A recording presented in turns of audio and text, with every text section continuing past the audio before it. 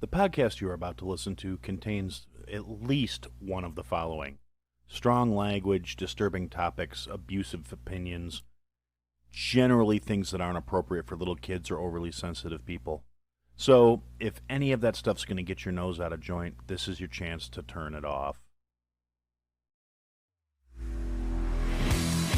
Welcome to I Had to Say It, the podcast where I not only say the things I need to say, but the things I think you need to hear.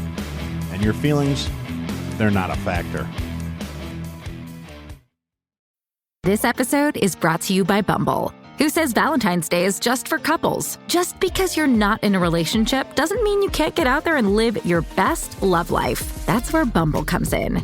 This February 14th, you can flip the script and give those relationshipers a friendly dose of FOMO. Say no to staying in this Valentine's Day and yes to more. More dates, more first kisses, more gossip for the group chat girlies. Do Valentine's your way. Date now on Bumble. Hey everybody, welcome to another episode of I Had to Say It. So we're going to start out by saying, as we do, Josh, Jake, B, Word, Iceman, Jason, Miss Aaron, Mike, Tabby, Javier, Fitz, McShane, El Jefe, El Devlin, and El Morte. Thank you guys for the constant support.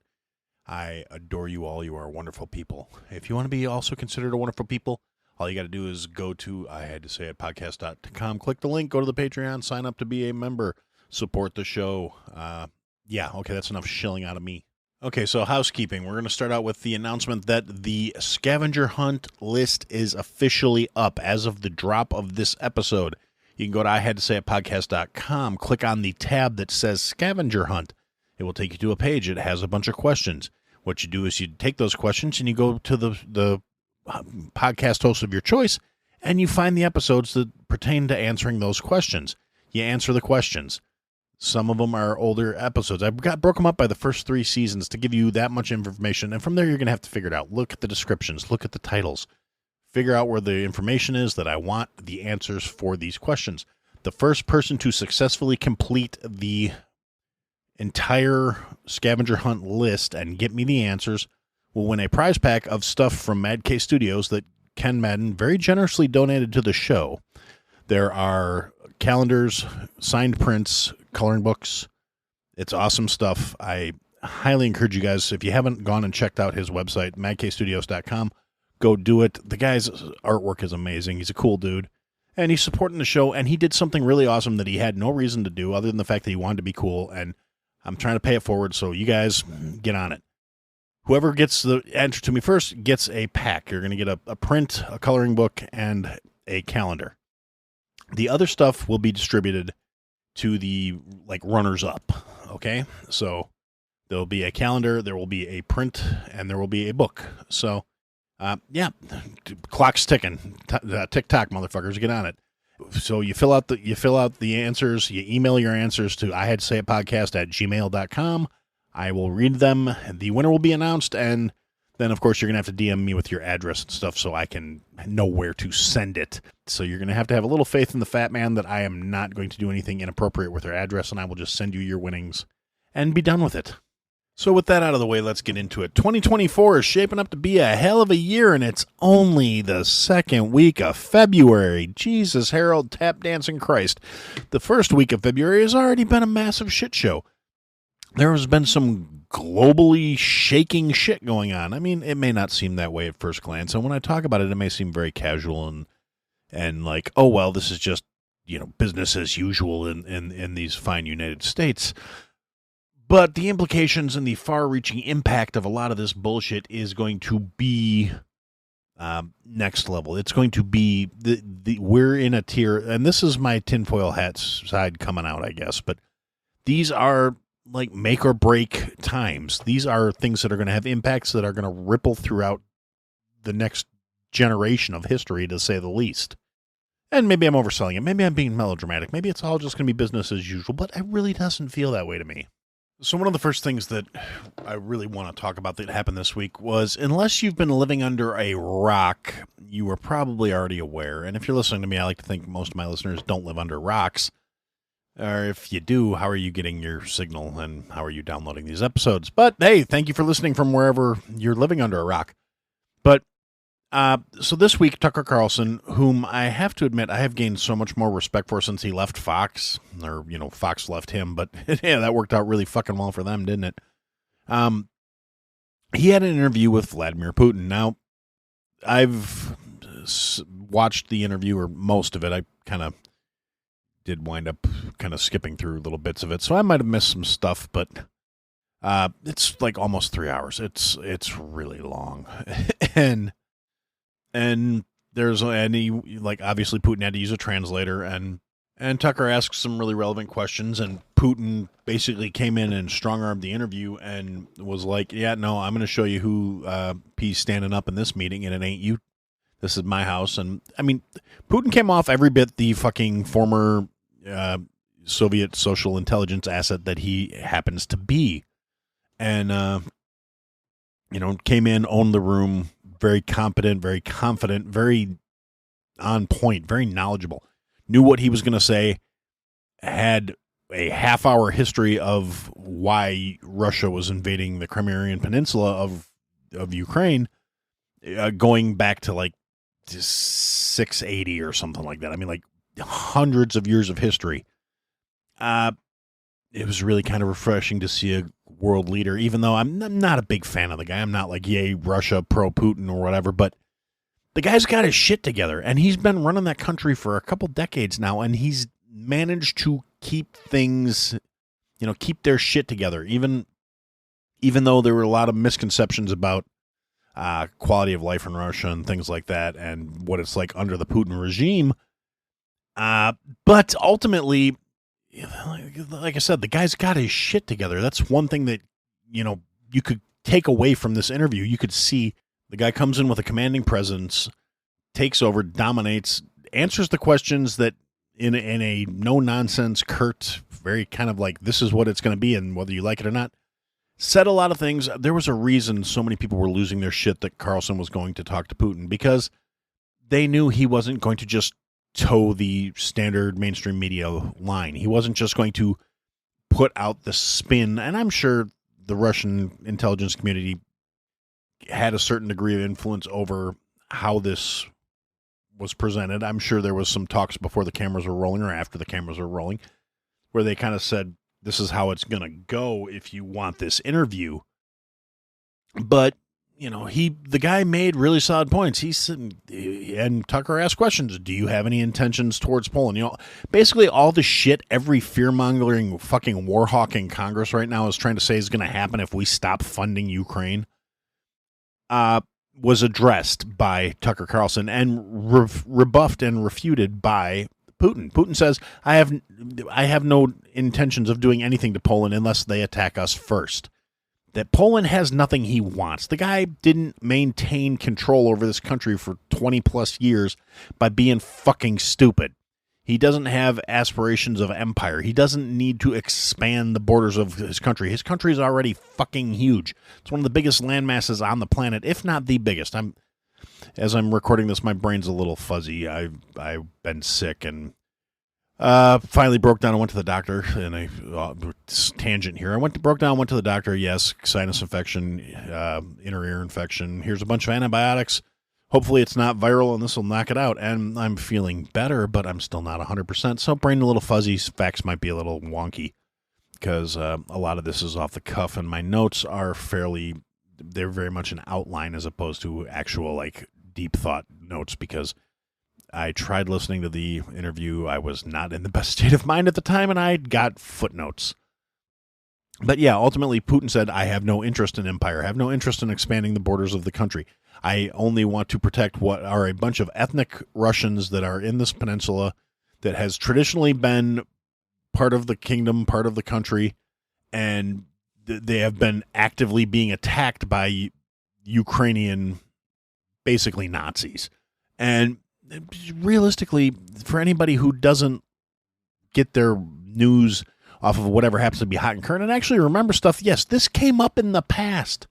And at one point, people were, in, 2014, when there was a color revolution in Ukraine that was funded by the fucking CIA. I mean, it was American interest to come in, depose the existing regime and put these other assholes in place. Yeah, there were some issues about how they were treating ethnic Russians in the Crimean Peninsula even way back then. There were concerns being voiced that this new regime was going to be hostile to the people that lived there. And lo and behold, when NATO came knocking and decided, hey, we're going to park nukes right on your fucking border by bringing Ukraine into NATO, Putin reacted in an understandable manner to try and maintain the buffer zone that he was promised would exist between NATO and Russia. And something a lot of people like to forget is NATO was originally created as a buffer against the Soviet Union, as a counterpoint to help the West offset the threat of the big scary Russians, which comes into play in a lot of the congressional assholes that are stumping for more money for Ukraine. All these warhawk fucks that I absolutely can't stand. They are all old. They are all worthless. Well, they're not all old. Some of the young warhawks are in there too. The next generation of warhawks that have been bought and paid for by the military-industrial complex are in Congress now, and they're echoing and doing as they're told in the interest of keeping their masters happy so they can keep lining their fucking pockets at the expense of the American taxpayer until the entire system shits the bed and it collapses. But anyway, that's not the point. The point is, NATO was originally founded as a check, a counterbalance against the Soviet Union. Now, the Soviet Union collapsed because communism sucks and it's a faulted system and it fails because communism takes from the people who make and gives to the people who don't.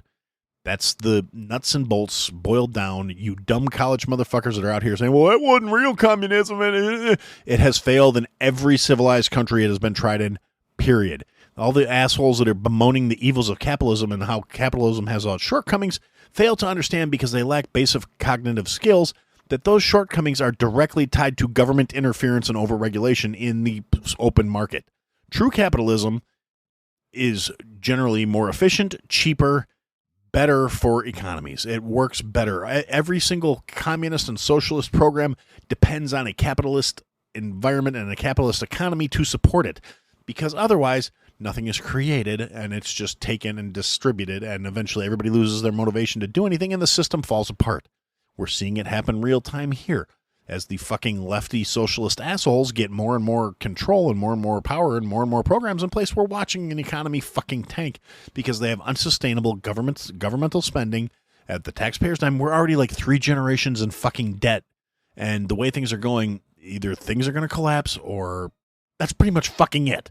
We're bailing water on the fucking Titanic here, trying to buy some more time, and it's not going to happen because they're not willing to do what it takes to right the situation. They're not going to stop fucking spending money they don't have. They're not going to get us into a position where we have an actual income surplus. Their answer is to take more from the people that have it and distribute it to the people who aren't willing to fucking work for it for all these fucking stupid programs. More government, bigger government, yada, yada, yada, never going to be the fucking answer. But anyway, so I digress. Again, NATO was originally set up as a counterbalance to the Soviet Socialist Republic, which was a union of socialist states that were formulated after World War II in Eastern European and Western Asia. Now, this is where every bad guy from the late 80s, early 90s came from in every fucking movie. This is why Rocky fought Ivan Drago. This is why the big scary Russians were always the fucking antagonist in every story. From Rambo to Rocky to fucking that movie with Arnold Schwarzenegger where he played a Russian cop. Red Heat. Okay, there was always the big bad Russians, the big scary Russians, the big strong, critical, violent, evil Russians. And the problem is, in the late 90s, for those of you either too young to realize this or too fucking stupid to remember it, the Soviet Union fucking collapsed because, again, it's a flawed system. It's a flawed concept. It's a flawed principle that is never going to work in the real fucking world. And it collapsed. People were starving. People were waiting in line to maybe get something. They would get in lines when they saw them forming without knowing what they were getting in line for, on the off chance that it was fucking food. That's the state the Soviet Union was in the mid to late 90s, when they just threw their hands up in the air and quit. They gave up. They said this doesn't fucking work and disbanded. And all these little states along Eastern Europe were kind of released to their own recognizance because the Soviet Union collapsed and Russia became its own country again, and all these other little countries were kind of cut loose from the herd, and they lost their socialist Soviet infrastructure and all this other shit. And there was a lot of blowback and a lot of consequences. Subsequently, in a lot of ways, Russia has rebuilt, which you're not going to hear about go into your average media field in the United States because it doesn't serve the narrative. It doesn't push the agenda that we have to be confrontational with them. We have to be arming our allies to keep fighting this war that has cost literally an entire generation of Ukrainian men their lives. They're sending women, youths, and elderly to the fucking battlefront now because they're getting their asses beat. They're constantly more and more. We need more. We need more. Meanwhile, billions of dollars of equipment is unaccounted for. Millions of dollars of cash, tens of millions of dollars of cash have been proven to be embezzled by Ukrainian upper brass, upper governmental agents. There's all kinds of corruption and nonsense, and there's no auditing. There's no accountability. It's just, we need to give them more. We need to give them more. We need to give them more. And you've got all these war hawk cocksuckers in the Congress stumping out here. Oh, we need to pass this border security bill. They literally named it the border security bill. It did nothing to address border security because the Republicans were saying we're not going to pass any more foreign money without it being tied to securing the border. And then they said, okay, and some Republicans and some Democrats in closed-door sessions negotiated a deal, and the deal was put forth by fucking Schumer and McConnell with this deadline of, oh, well, we're releasing the deal on a Friday afternoon, and we're going to vote on Monday. So it's artificial deadlines created by the assholes who waited till the last minute to make anything public, because this is something they've been doing since fucking Bush 1, where they would put forth, and most of these cocksuckers were there then, too. That's the other thing. That's why we need term limits. That's why we need people to not be career parasites. But these same assholes have been doing this for fucking decades. They would negotiate a bill in secret, put it up, bring it to the floor for a vote without giving anybody in Congress adequate time to read or analyze these bills, because they would be 3 to 5 to 6 to 700 page omnibus bills with all kinds of pork projects and vanity projects and fucking allotments for shit that we don't need to be spending money on included in this, with the understanding that people weren't going to have time to read the material and they were going to vote and be either passed or failed based on who put them forward, but generally passed because Congress has never met something they don't like to fucking throw American dollars at because it doesn't impact them. They don't feel the consequences of their actions, which I think is a huge flaw in the system. These cocksuckers, it should have been codified in the original Declaration of Independence and in the original Constitution that thou shalt not get rich working for the fucking government. But apparently the founding fathers didn't realize that career parasite was going to become a job. Or wait, no, they did. There's all kinds of fucking treaties out there on that. Papers. Read the Federalist Papers. Read the Truth of Nations. Read all the stuff. There's all kinds of shit out there before they censor it and erase it and make it go away, because we've always been at war with Russia and we always will be at war with Russia until we're not. And then it's no, we've never been at war with Russia. We've always been at war with China. And the whole 1984 thing. The state is all knowing, all powerful, always right, and whatever they tell us must be fucking true. But the information is still out there if you take the time to go look at it. And so we've got these cocksuckers in Congress trying to push through this bill. They claim it's border security because the Republicans have been making all kinds of noise about how anti-American the Democrats are, and they can't really be doing that in an election year because the Democrats are the party of the people, and we're here for you guys, which, if you haven't been paying attention by now, that's utter fucking horseshit. But ultimately, these fucking clowns in Congress, they put forward this bill, and again, it's a bipartisan bill. I've said it before, I'll say it again. Bipartisan just means a grander than usual deception is being carried out. This was no exception to that rule. This was utter horseshit. It was $114 billion addition to the budget, not a reallocation of funds, not cutting spending on anything else, not cutting other programs to fund these programs. Additional deficit spending to the tune of $114 billion. Of that $114 billion, $60 billion of this money was going to earmarked for Ukraine, for further munitions, to fund their infrastructure, to fund the fucking workings of the government, to pay salaries for people that are there. Now, granted, eventually Ukraine is going to run out of fucking people at the rate they're going. I hate to laugh about it, but it's a fucking shame that these parasites are literally at the killing the host stage of things. And, our parasites are getting their kickbacks and their buy-ins, and their masters are pleased in keeping them in their seats where they get their privilege. So they don't fucking care that they are costing literally hundreds of thousands of real people their lives. And this is something that came out in the Putin interview as well, where Putin said he's ready to come to the table and he's ready to talk. He's ready to negotiate. Now, Tucker said, well, would you call Joe Biden and talk to him about this? And Putin said, what's the point of calling him? What am I going to do? Beg for them to stop sending him weapons? Say, oh, no, you've given them all these weapons. I am so scared. Well, no, he's got a fucking point, and he's got a certain degree of dignity to maintain, but he has said more than once he doesn't want this war to keep being dragged out. He has said, if you stop arming these people, it'll be over in a week or two. Nobody else has to die. It's come out that, and this is funnier than shit to me, he says Boris Johnson, the former PM of fucking Great Britain, actively squashed peace talks before any of this happened.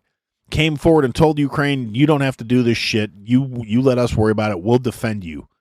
And was there for the kickoff and kiboshed the fucking peace talks from the beginning. There's 300,000 dead Ukrainians that we can lay directly at Boris Johnson's feet, and that's not even counting the fucking Russian deaths, because the Russians aren't getting through this unscathed.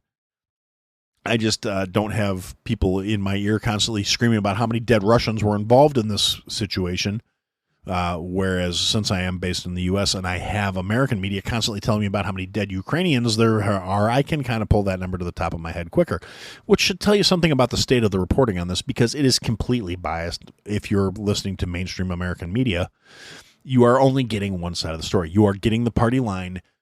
Every clip that's out there of mainstream media, every channel echoing the exact same points verbatim. You know, whether it's Taylor Swift is not a psyop or the vaccine is safe and effective, and in all these times we need to come together to fight disinformation. All the clips you go out there and find of mainstream media talking points being exactly the same on multiple channels under multiple anchors, repeating verbatim the exact same shit. That's what you get in America on mainstream media. So, of course, I know off the top of my head roughly how many dead Ukrainians are involved in this conflict and not how many dead Russians there are, because apparently the American government doesn't give a shit about the dead Russians. They only give a shit about the dead Ukrainians, because that's the only thing they can use for leverage to tug at heartstrings and say, see, we need to keep giving them money we don't have. And as I said last week, we don't need to give any more money to Israel. I mean, I'm not trying to turn my back on our allies or be anti-Semitic or anything else that people are going to say in context of me saying we don't need to give Israel any more fucking money. I'm saying from a practical standpoint, Israel has a better GDP to debt ratio than the United States does. There's literally zero reason we should be financing their conflict. They have the credit. They have the money. They can get their own fucking resources. They're in a better position to buy the fucking weapons than we are. But anyway, major derailment there. So, yeah, Wayback Machine, late 90s. Putin, as the new leader of Russia, comes in and he says, hey, look, the Soviet Union's disbanded. There's no more union over here. I would like to join NATO. Putin literally petitioned to join NATO back in the late 90s. So you younger motherfuckers might not be aware of this, but Bill Clinton, you know, Hillary's husband, the guy who, you know, Jeffrey Epstein's buddy, yeah, he put the kibosh on that. He said no fucking way, basically. He's like, Russia will never be part of NATO. And set the precedent for, no, go fuck yourself. And so, yeah, in a lot of ways, this is a long time coming kind of situation, because NATO kept further and further encroaching upon the original established boundaries of these countries are okay, these countries are neutral territory between us and the Russians, or the Soviets at the time. But anyway, so now that we're 20-some minutes into this, and a roundabout way of saying that, so Putin comes along, does the interview with Tucker Carlson, says a narrative that flat out denies most of the mainstream media narratives in the ongoing conflict with Ukraine, which, again, Ukraine has been showing repeatedly they're not necessarily the good guys. And I feel for the Ukrainian people, but the Ukrainian government is a bunch of corrupt, worthless motherfuckers who were instilled there in the first place as a puppet regime for by the CIA, basically, which, again, this would sound like tinfoil hat shit to me so much as like 2 years ago. But now at this point, it's realistically, that's just the fucking way it looks. And the more that comes out about it, the more accurate that seems. So Tucker goes there, doesn't just lob softball questions at Putin, which is what literally every mainstream media outlet and every fucking leftist on the planet, and a lot of the right-wing motherfuckers too, because nobody wants this narrative having holes poked in it. Not, average people, but I mean nobody in official seats of power wants this narrative being poked at. Nobody wants it looked at. Nobody wants it questioned, because the war hawks in Congress will lose the ability to have public support for their just draining of the American funds.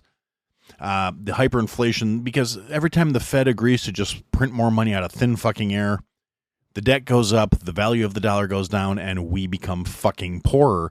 And there's no accountability. Now, the Fed is supposed to exist outside of the government's control because they're supposed to be independent, and that's how it's supposed to be regulating inflation and shit, when in reality, they don't exercise that. And we're going to get to that in a minute, too, because that's something else that has happened this week. But ultimately, so Warhawk's still trying to Warhawk. Tucker Carlson goes out. Mainstream media does everything they can to basically paint this guy as a traitor and an un-American individual and somebody who's a Putin proxy and a puppet and a mouthpiece.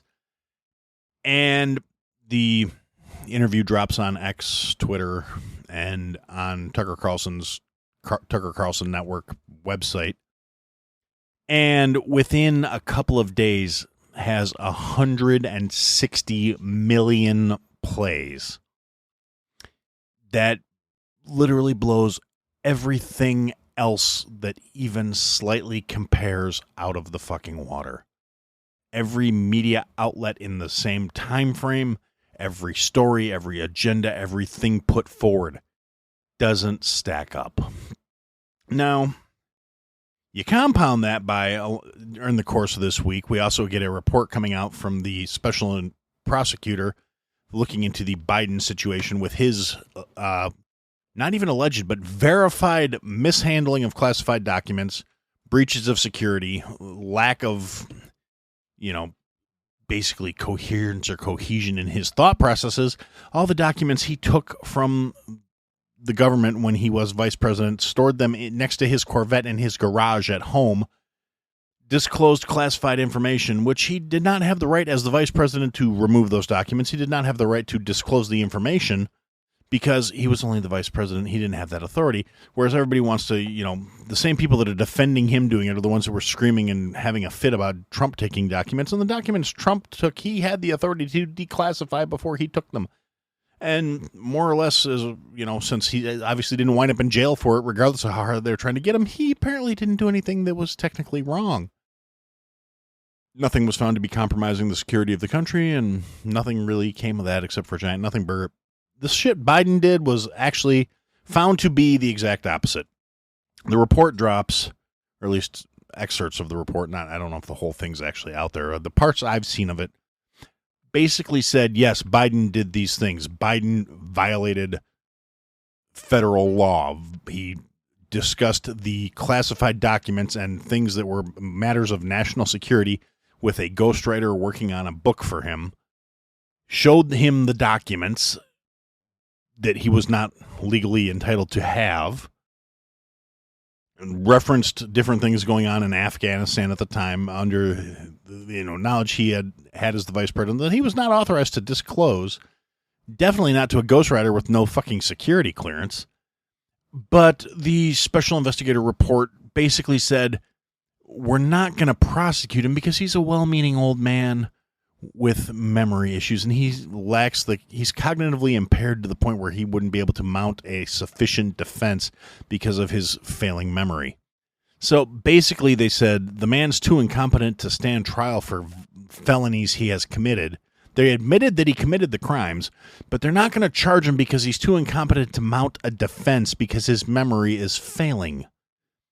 But there's no problem with this asshole being the president, which is kind of setting the stage for invocation of the 25th Amendment, which, says if the president's unfit, he can be removed and replaced, more or less, Cliff Notes version. And basically, this information drops the same day as the Tucker Carlson interview with Putin. They have a press conference with Biden roughly the same time that the interview drops. Now, not only...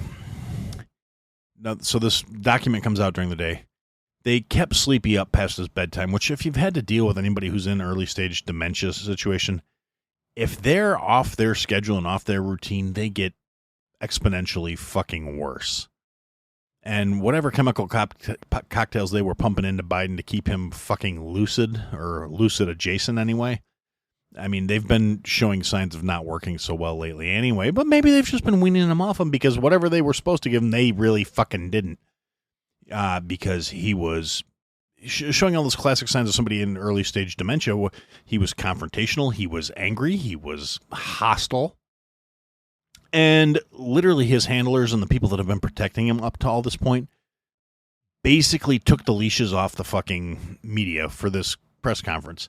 They let Ducey ask the first question, which in and of itself just speaks volumes, because this is a guy who has for quite a while been on the aggressive side of going after the White House. He doesn't play nice. He doesn't wear the kid gloves with Carrie Jean-Pierre, or whatever the fucker name is. And, he's the one who gets ignored the most, where he asks questions and she just decides not to answer them or equivocates and fucking moves on to the next person. And he's going after Biden. None of the friendly softball questions were being lobbed at him. It's like somebody told the press, all right, guys, get him. And they were, blood in the water, and they're asking him about his cognition and about his memory. And there's something wrong with my memory. That's why I was able to get all these bills passed. And everybody said I couldn't do it. And who got them through? And who got them? And then he proceeds to talk about the border between Mexico and fucking Gaza. Now, it's a reasonable slip, except for the fact that he was being asked about U.S. border security, and he starts talking about getting the gates, and then he says, I got BB to open the gates, and Mexico to open the gates, and he's just fucking losing it on camera, getting angry, getting aggressive. It's past his bedtime. So he wants his ice cream. He wants to take a night-night, and you can see it. I don't watch White House press briefings. I saw a couple clips of it, and you could see it in his face. He was getting pissed off that anybody had the fucking audacity to question his fitness or his worthiness, because they tell him that he's fit and worthy. I'm sure they feed him this oh, no, you're doing a great job, Joe. He doesn't know where he is half the time. He doesn't know what he's doing. You can see it in his face when the circuits just short out for a minute. I've been around people in that mental state before in the past. It's a pretty universal look when somebody just switches off and you can see there's nobody home. And like I said, you can only pump them so full of fucking chemicals to keep them moving. And there's a time limit on that shit, and it gets less effective as you use it. You're burning out those neurons by making them fire hotter so they can compensate for the fact that they're not working right. And they burn out that much fucking quicker. And so, yeah, he's basically in decline. The left has started their distancing process. Fucking Camel Toe came out and said that she's willing and ready to step in to take over for him. Now, the problem is, over the last couple of weeks, James O'Keefe from the O'Keefe Media Group, the guy who originally founded Project Veritas and then got screwed over by the board of directors, run out. He recently did an interview with a media guy from the White House, and he flat out said, nobody wants Kamala around, but they're afraid to fucking cut her loose because blowback, because there's no way they're going to take the first black vice president off the team and blah, blah, blah, blah, blah. And now they got her talking about, oh, well, yeah, I'm ready to step up because he's showing signs of dementia. That's what they promised her from the jump. I guarantee she thought this shit was going to happen 2 fucking years ago, not right before the election. She thought it was going to be just where he'd been just long enough where she'd actually get another term plus this one. And I'm sure in her mind she was convinced once she got the reins, she was going to get 2 full terms plus whatever was left of his that she got. And so after he'd been in there a year and a month or whatever the cutoff line is. So I think it's got to serve, if they serve more than 40% of the term, it has to count as the full. I again, brain fog, not entirely sure. But point being, I'm sure Kamala's been chomping at the bit for this opportunity for them to finally say, okay, Joe's losing it. We're losing the public support. Here you go. Take the reins and run, sugar tits.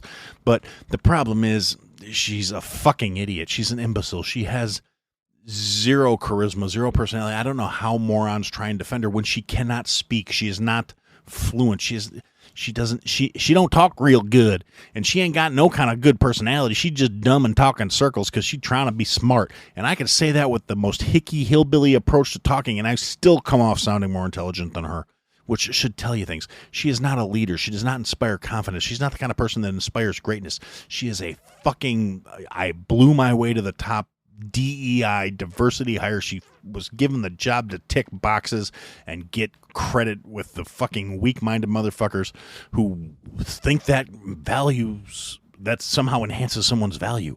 Oh, well, they're from this underrepresented group, so they must deserve a break. No, motherfucker, she's unqualified. She's not worthy of the job. And you weak-minded, virtue-signaling sacks of shit empower this worthless cunt, and it's gonna take us all down with it. And that's the thing. That's why this whole border thing is so fucking important. The left is losing their base because even hardcore leftists are at the point where they're going, my life sucks. Nothing, you can't deliver the things you promise, and all you do is take and take and take, and you're not giving a shit. I can't afford to live. I can't afford to eat. People are waking up to the fact that this, like, tax and spend ideology is fucking suicide. This episode is brought to you by Bumble, who says Valentine's Day is just for couples. Just because you're not in a relationship doesn't mean you can't get out there and live your best love life. That's where Bumble comes in.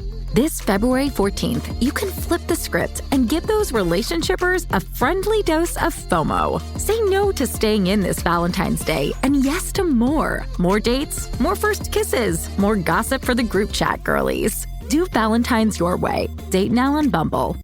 And younger, I mean, everybody's a lefty when they're kids, when they're young and fucking stupid, when they don't know any better, and they're full of idealism that hasn't quite been worn off yet by the harsh realities of fucking living in the world. And unfortunately, due to the reckless nature of our fucking government, those harsh realities are hitting harder and sooner for these stupid motherfuckers. And I'm not just talking about the assholes who are coming out of college with a worthless degree and realizing they have to pay that money back now, and then they go whining to Big Daddy government, well, this should be free. It's not fair. I'm going to be in debt for the rest of my life because I took a fucking degree in social gender norms, and now I can't find a job that pays $100,000 a year, and it's not fair. And yeah, it was not fair when they were whining about their poor decisions because they were going to have college debt hanging over their head for the rest of their lives.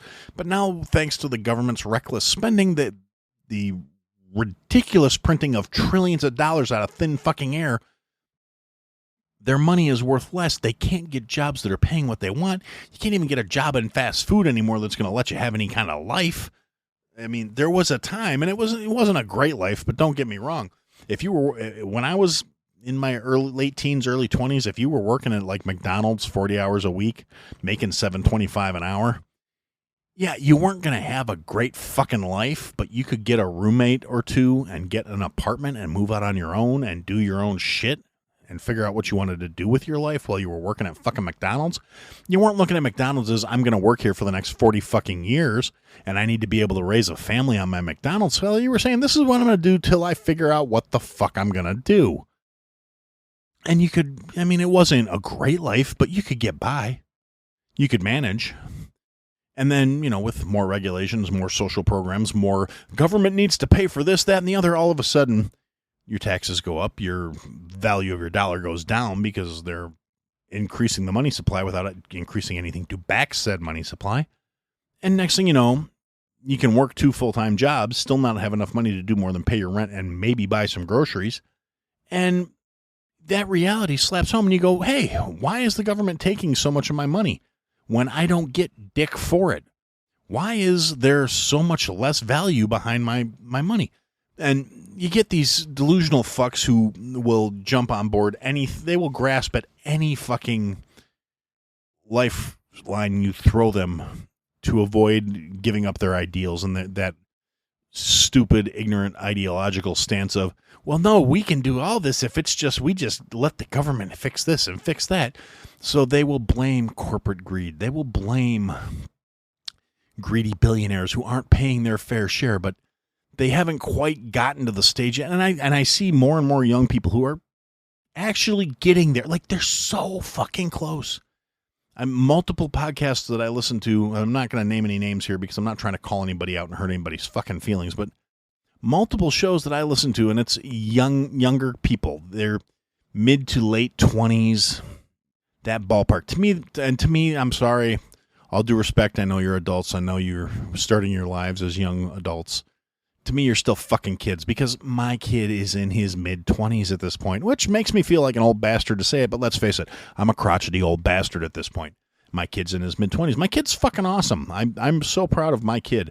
Mostly because, and I can't take, I like to think I get some of the credit for this. I mean, he did a lot of, he figured out a lot of shit on his own. He's a smart fucking kid.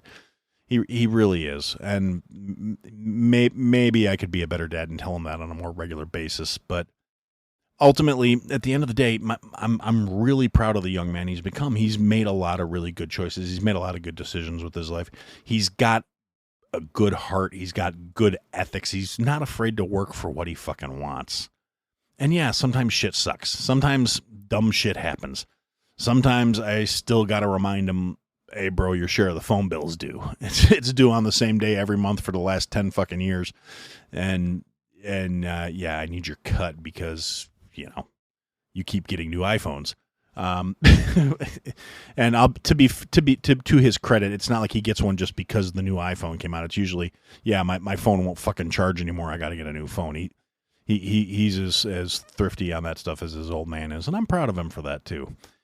Not that he's taking after me, but that he has the sense to go, you know what? I really don't need this. I don't want to spend the money on it until I have to. Now, he'll spend the money to get the best quality that he can on when he does spend his money. He wants to make sure he's getting every fucking cent worth of value out of it he can. And again, another factor, I'm very proud of him. Can't take any credit for that. He's been that way since he was a kid, with the exception of one little incident when he was like 9, where I told him, hey, quit running around with that money in your hand. And he was running around with a $20 bill in his hand and set it down on a shelf somewhere and forgot it. And when he went back to go look for it, somebody else had picked it up. And he learned a valuable lesson, and I never saw him do anything that dumb again because, like I said, smart fucking kid. He learns his lessons. He learns from his mistakes, and, as far as I can tell, at least, I mean, I'm sure there's shit that's happened that he hasn't told me over the course of his life because he's a young adult. But anyway, yeah, so back into what I'm saying. Sorry, I didn't mean to go off on some little gushing about my kid tirade there, but anyway, dude's fucking awesome. But I digress. Yeah, so there's some shows I listen to, again, younger adults, mid to late 20s. There's a few of them. There's a few programs I listen to. But like I said, not trying to call anybody out. But sometimes I listen to them and they're talking about whatever's going on in the world because, most podcasts, like most of the stuff I listen to, believe it or not, is nothing like my show, with a couple of minor exceptions of programs I listen to where it's somebody talking and complaining about the current situation or talking about the news. Big shout out to Whiskey Hell, you guys. Doing a great job, killing it. Fitz, McShane, Hefe. Love you guys. You're awesome.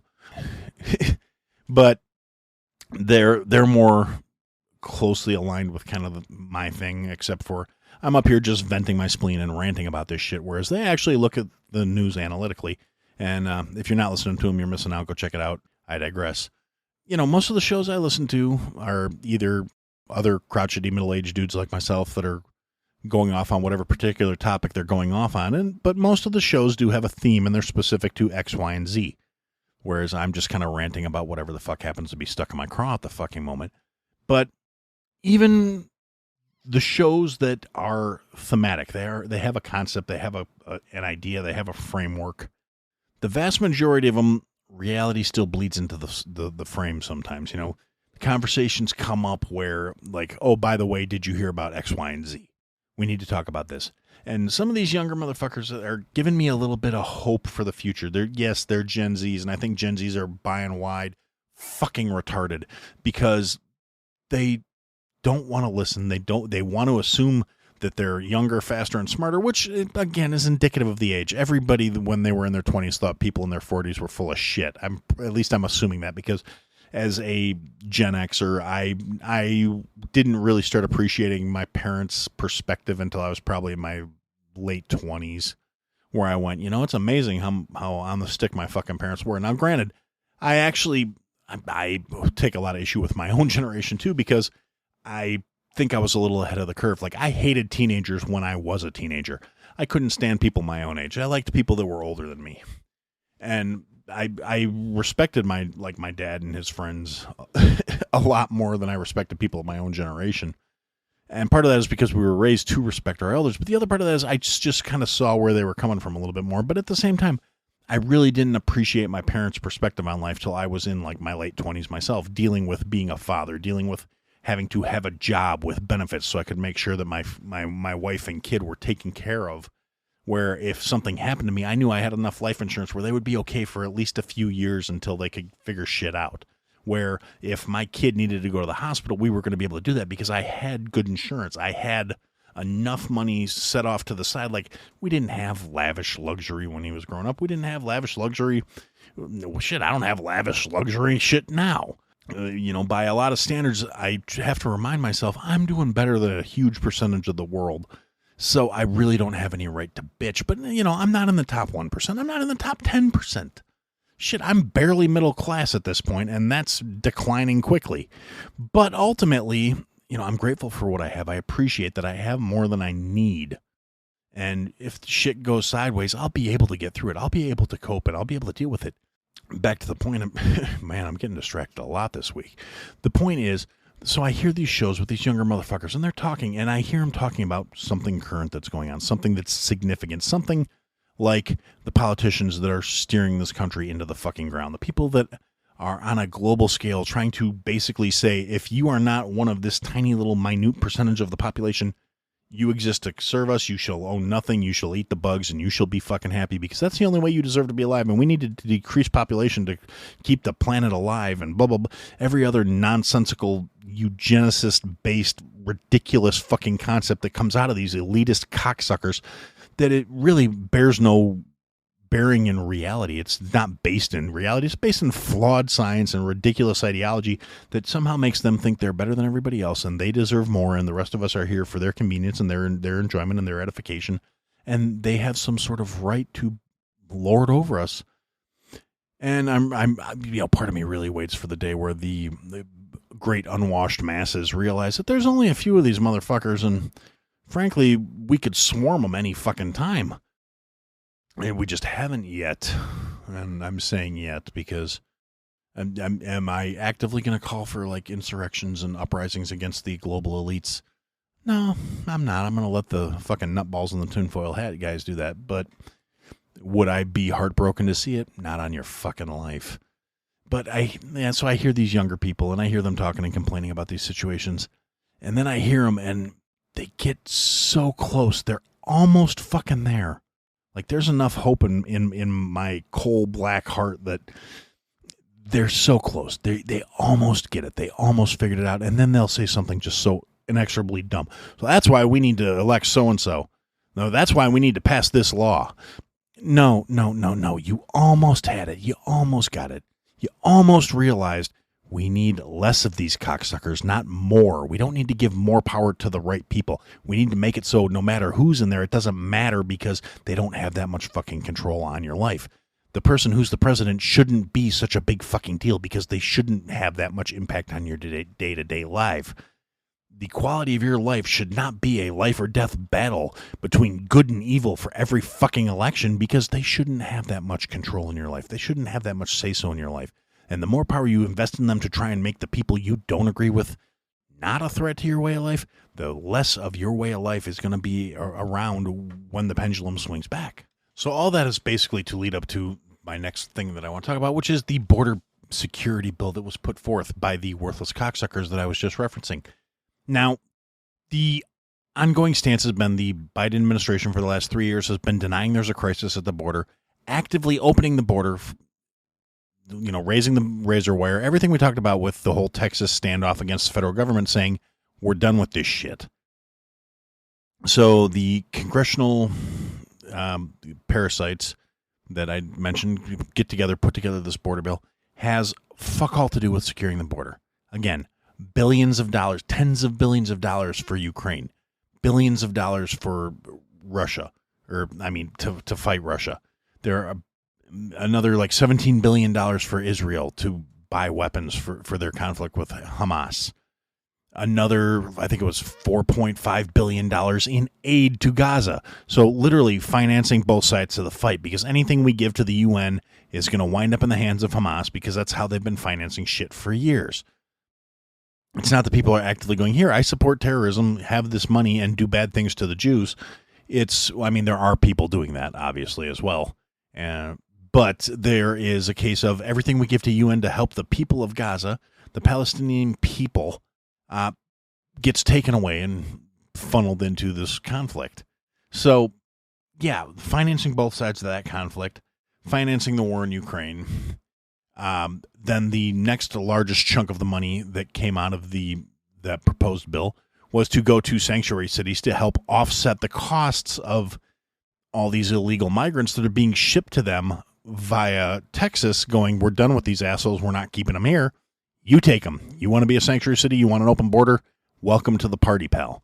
And all these deep blue fucking mayors that are crying broke now and saying, we can't handle this, we don't have the infrastructure, we don't have the resources, and they're going to the government with hat in hand, need to be paid off for their services, basically. So a huge portion of this bill is to compensate them for the expenses of having all these fucking illegals in their country.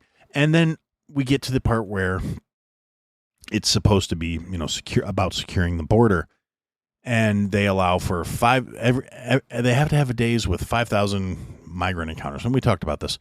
And on further review, yes, okay. Furthermore, not only is it 5,000 migrant encounters, but it has to be 5,000 migrants either coming out of the contiguous neighbors of the United States. As in, it has to either be Mexicans or fucking Canadians, and everybody else that crosses the border illegally isn't counted towards that 5,000 migrant total, that 5,000 encounter total. So people from, Africa, the Middle East, Yemen, all these motherfuckers who are, the Chinese, anybody who's, all these countries that are staunchly anti-American, the motherfuckers from those countries are allowed to come over here, cross the border illegally, and not be counted towards the total towards shutting down the border, which they don't even have to do. It doesn't trigger a, mandatory, the border's closed, this country's closed, go fuck yourself. It's, yes, the border's closed, but the president can override that at any time. And then subsequently, it basically contained a fast track for everybody that was here illegally already to be processed rapidly for citizens. It had money allotment, and again, this was the least significant portion of the bill, was to allot money for more judges so they could process migrants faster. Nothing about mass deportations, nothing about people with criminal histories being deported. There are people that have been arrested 3, 4, 5, 6, 7, 8 times since they've been here. They have track records. I see posts about it. There's a guy in Chicago has been arrested 7 fucking times in the last year. Different names every time. Same fucking guy, same picture, same facial tattoos. Illegally here. You've been arrested for committing multiple violent felonies. Nothing, no, not even any talk of deporting this motherfucker. He's still out on monitoring. So the GOP blocks this bullshit bill. The House says it's dead in the water as soon as it comes over from the Senate. And literally every leftist talking head proceeds to start talking about how the entire GOP's entire ploy is they bitch about all this stuff about border security, and then as soon as something comes along that might reflect positively on Biden, they will make it dead in the water to make it an issue for Trump. No, that's not why it's dead in the water. It's dead in the water because it did literally nothing to secure the fucking border. It granted amnesty to every motherfucker that's already here illegally. It did none of the things that people discussed as being problematic. But the left is still beating the drum of, oh no, we gave them the most significant border change in recent history. The most significant border change, not most significant thing for securing the border, just the most significant change to policy. Existing legal doctrine would be more than enough to enforce and close and secure the borders of this country. It's not being enforced. The significant changes they want to make do nothing to make the border any more secure. And furthermore, it would be extended for such a time as into the next presidency. All of these precedences and these rules and these regulations would remain in place, granting amnesty, granting resources to people that come here illegally, maintaining the border being open for people that are not from Mexico or Canada crossing it. All these things that are literally everything that goes against what the Cheeto is fucking campaigning on for his reelect me speech of, yeah, you know what? We're going to fix the border. We're going to shut down the borders immediately. We're going to reinstate stay in Mexico. We're going to round up every illegal that's here and commits a crime is getting fucking thrown out. Everybody that came here illegally and was funded and financed, if we find you, you're getting thrown the fuck out. And that's what he's campaigning on. And the law they're trying to pass would literally make it impossible for him to do that.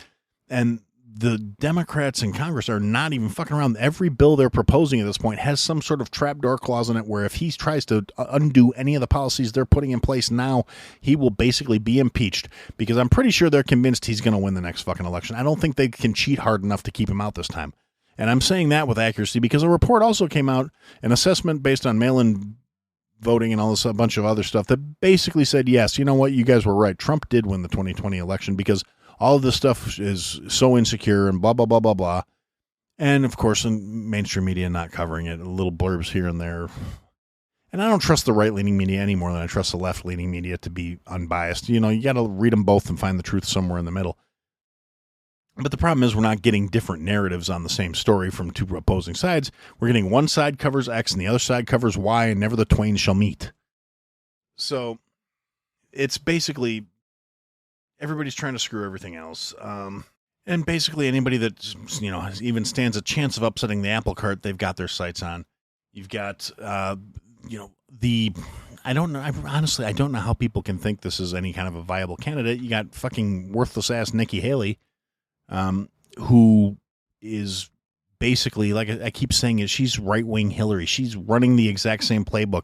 Oh, well, I was discriminated against as a child because I was brown. No, bitch, the fuck you weren't.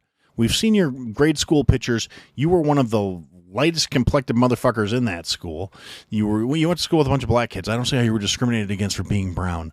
And furthermore, she's, oh, well, I couldn't enter pageants when I was a teenager because I wasn't black and I wasn't white and they didn't know what to do with me. Bullshit!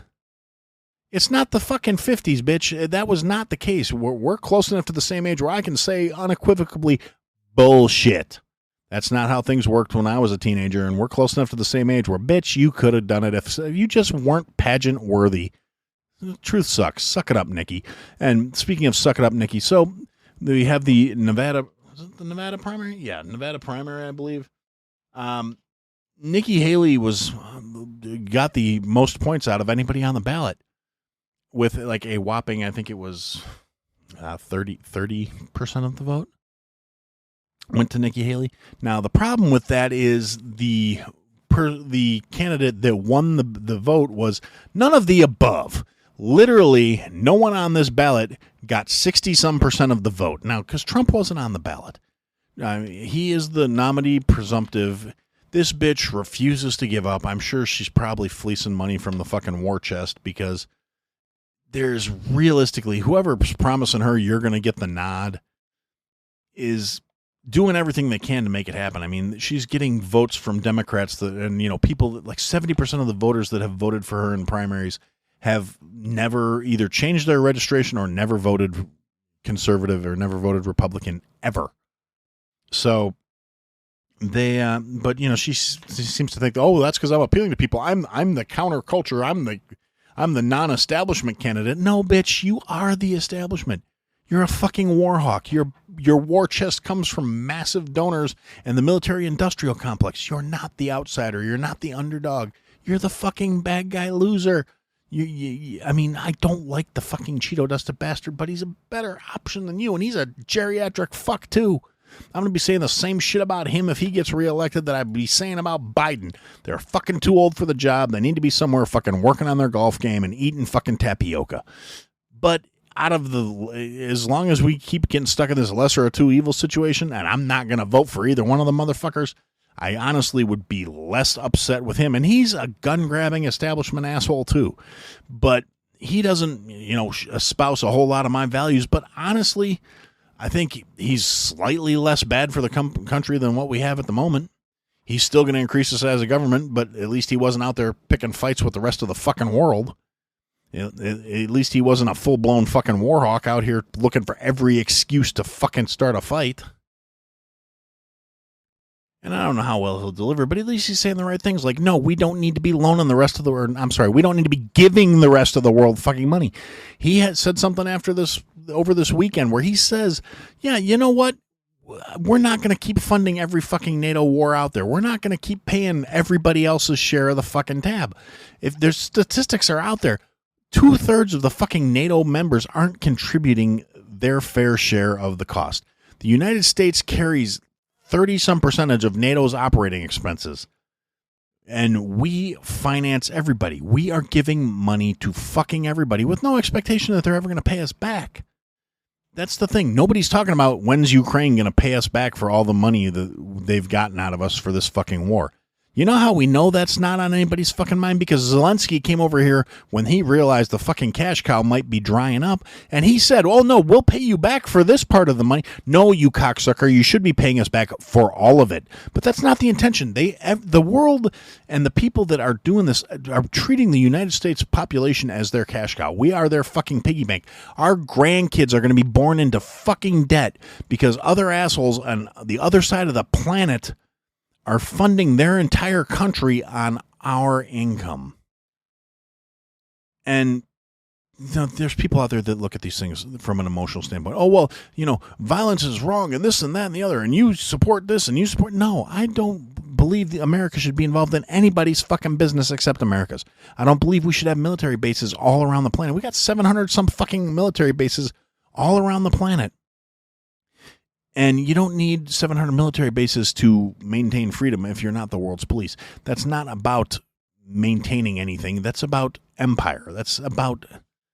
And it's one of those opinions where certain people that I follow and I enjoy would harshly disagree with me because I don't think we need to have military all over the place. I follow some military creators, and there's certain things we just disagree on. I think the United States military should be the most advanced and most powerful military in the world. However, I don't think we need to be in every country on the fucking planet minding everybody else's P's and Q's. We need to be defending our borders. We need to be taking care of our people. We need to be reinvesting in our properties and taking care of ourselves. That would cut a huge chunk out of the budget. I mean, we don't have to stop researching military technology. We don't have to stop training and stop drilling to be the fucking best. Hell, we can still project power around the fucking globe just through advanced technology and without having to establish a fucking empire. We should be in a firm stance of we're not going to be out here funding wars. We're not going to be out here stirring up shit and destabilizing other governments. We're going to mind our own fucking business until you fuck with us, and then we're going to turn you into a fucking smoldering crater in a sheet of glass. That's the approach I think we should be taking. It would save us a lot of money. It would probably get us off of a lot of people's shit lists because we wouldn't be trying to tell other people how to live their fucking lives. But the warhawks don't get it. The politicians don't get it. The career parasites don't get it. And unfortunately, the young, dumb motherfuckers that are easily manipulated with promises of free shit, they don't get it either. They don't realize that they're only useful as long as they fucking feed the machine. And I guess that's really what we got to do is we got to stop feeding the machine. We got to stop buying into it. We got to stop listening to the narrative. We got to start asking the right questions, like when they decide who they're going to run to replace Sleepy Joe, because like I said, I really think the establishment's decided they're done with him. They don't need him anymore. He's served his fucking purpose. And, they've started cutting things loose and letting the wolves get a first taste of blood. And they're going to throw him to the hounds. Now it just becomes a question of when and who's going to be the anointed one, because they can't run Kamala. She'll fucking lose. That is the end of it. The whole historic first black yada yada yada, or first female yada yada yada. That ain't enough to carry her. She's had 3.5 years to make some sort of impression on the American people. She has failed fucking miserably. She's not well spoken. She's not charismatic. She's a worthless sack of tits. And so somebody else is going to have to come along. And there's a lot of names out there floating around, and you get the people who are actually out there that could potentially shake shit up, like Vivek.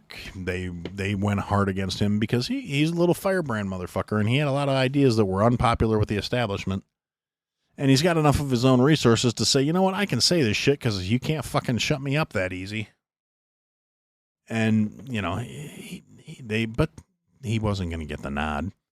And then they got like RFK, the Democratic National Convention, or the DNC is actively going after him and like trying to have his financing investigated and making, filing lawsuits to keep him off the fucking ballot. Mostly because he appeals to middle of the road people to a certain extent. He appeals to a lot of the base the Democrats are losing, because realistically he's much more of a liberal than he's not a centrist. He's kind of trying to appeal to the centrists for a while in the early stages of his run, but ultimately he's really not. Like at one point he was talking about showing interest in running under a libertarian ticket. But the problem is he's not a libertarian. He doesn't have libertarian values. He's still big government. It's just what he's big government about. He's still pro-gun control. He's still pro-disarming the population, which is staunchly against libertarian values. Libertarian values are people should be able to do what they want as long as they're not hurting anybody, and they have the right to defend themselves from other people trying to hurt them. That's the core of it. And then after that, you get into libertarians are too busy fighting each other to be any kind of real movement, and which is the truth. It's kind of a joke amongst libertarian people that they want to, my version of libertarian is right and your version of libertarian is wrong. And at the end of the day, it's just too much contention, too much. You can't get enough unity together to actually take a swing at the big two, which is a fucking shame, really. But who knows? Maybe Milei will be an inspiration and we'll get our own AFUERA. But yeah, so the DNC is trying to say RFK is colluding with his super PACs to get on the ballot. Completely ignoring the fact that the DNC colludes with their candidates to get them on the ballot. That's how it works. They're sitting down, they're having chats, they're discussing their strategies for how they're going to spend their money to get on the fucking ballot. There's nothing illegal about that. That's how campaigning works. That's how financing your campaign works. You get people to back you because they believe that you should be a candidate, and then you run with their money. It's nothing illegal. All of them fucking do it. So the fact that they're going after Kennedy sees that he could be a shakeup. He's going to siphon voters off of whoever they run if he gets on the ballot. He's not going to be a huge impact on the right wing and the Trumpers. I mean, the never Trumpers might vote for him, even the people who want to claim the conservative but don't want to be affiliated with MAGA, which I don't understand why either side has a problem with the concept of making America great. If America's not great, none of us are great because we're fucking Americans, regardless of how much you might want to be a commie piece of shit, regardless of how much you might want to be an ultra-conservative piece of shit. At the end of the day, we're all still fucking Americans, and people forget that. So anybody that has a problem with the ideals of putting your own nation first, of securing your own borders, of ensuring your own sovereignty, of taking care of your own people, you don't fucking belong here. Regardless of the rest of the shit, regardless of the small details, the people who think the federal government needs to have more control, you're all fucking idiots. The people who think that it can only be one way or this, it can only be X or Y. It can only be one or two. It's supposed to be a binary system. It's supposed to be a system that is a bunch of states working together towards an end goal. And you can go find the state where your values are most closely aligned, and you're not bound to any one area. You can move about and be free, which they're trying to eliminate with this 15-minute city bullshit and carbon taxes on travel and all this other shit. A bunch of things that go against the ideals of the United States. So ultimately, we have a certain responsibility if we're going to, our founding fathers said it, a republic if you can keep it. And it's really starting to look like we're not going to be able to. But, so that's just kind of, I've just looked at the timer on this thing and we're getting up there. I've been getting on these long-winded tears and, it's not great. I talk way too much apparently. And it seems like the longer the episodes are getting, the less listeners I have. So maybe I need to start cropping them down. But on the other hand, I need to get this shit off my chest.